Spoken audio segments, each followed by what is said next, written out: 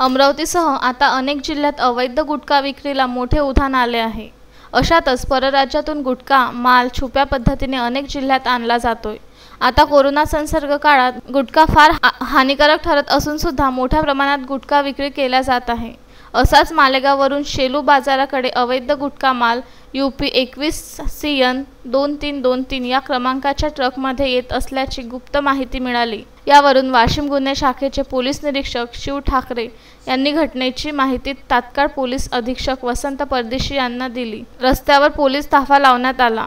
रात्री 11:30 वाजता दरम्यान त्याच क्रमांकाचा ट्रक आला असता त्या ट्रकला घेराव टाकून ट्रक जप्त करण्यात आला। पोलीस स्टेशनमध्ये ट्रकमधील गुटखा पाहिला असता ट्रकमध्ये केशरयुक्त विमल पान मसाला जुबा केसरीचे 300 पोते, अंदाजे किंमत 74,88,000, सुगंधित तंबाखूचे 60 पोते 18,72,000 सोबतच ट्रक अंदाजे 25 लाख रुपये असा एकूण 1,18,60,000 रुपयाचा माल जप्त करण्यात आला।